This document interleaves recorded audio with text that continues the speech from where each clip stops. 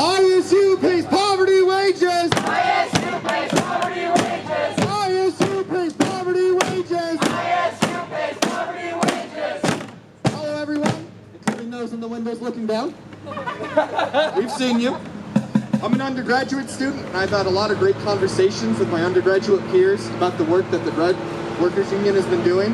And I've been here alongside them for this last month or so, and they've been doing great work. And I want to say thank you for putting this on, having the courage to do so, because I know this isn't easy. Thank you for being here. Thank you. And so, while a lot of my conversations with my undergraduate peers have been really good and I've cleared up a lot of misconceptions, I always get questions like, so I'm an undergrad, why would I care about them? Why would they care about me? Or even worse, don't they already have enough? Can I get a piece of the pie? I usually roll my eyes, but you know, this lack of solidarity, it scares me, but it doesn't surprise me. Because that sort of lack of solidarity, that loss of fraternity between workers, is what allows this system of exploitation to exist. Because the moment that you realize that there's power together, the system no longer works. They will not hold together. Because you perpetuate it by not working together. But once you come together, and as you see, they take down their flyers, but they're setting for pressure. See, they're coming together. Solution. They begin to panic, and we've seen it. Because they haven't had a grad workers union like this on campus before. They haven't had this type of pressure like this. They don't know what to do. They're buckling, and it's awesome. And so, I want to talk about the fact that we're all laborers, and it's overlooked that students perform unpaid labor. The grades that you get, your good grades, which a lot of us do get, allows the university to bring in increased federal and state money.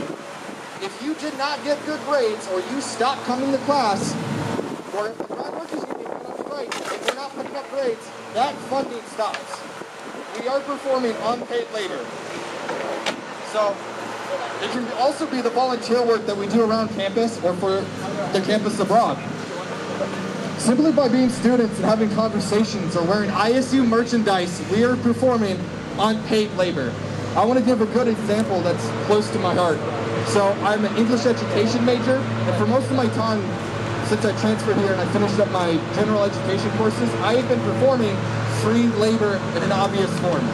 By going and doing clinical work, I advertise a program to high schoolers, or when I do a lesson and instruct students, I'm doing literal free work. My last semester will be an unpaid internship in which I work full-time as a teacher under the designation student teacher for a full semester. Not only is it unpaid, but I pay the institution the equivalent of 12 credit hours, unpaid, while performing a semester of free labor. It ain't right. And this is something that's been opposed by several kind of intellectuals that are a part of the education curriculum. And so some institutions, we actually have it somewhat better than others, where you're told you cannot have another job while you're student teaching. You must live in poverty. I was told at my first English education seminar, you should move home. You should not work another job.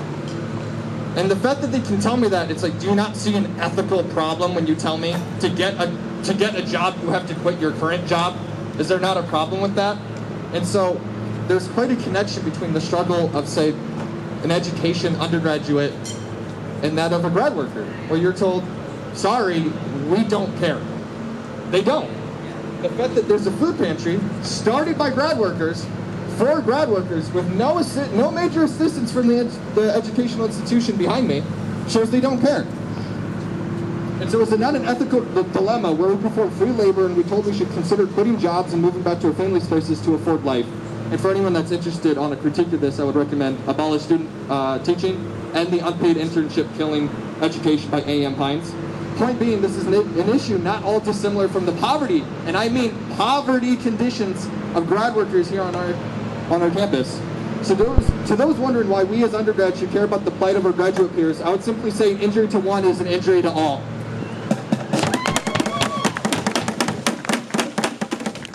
ISU pays poverty wages!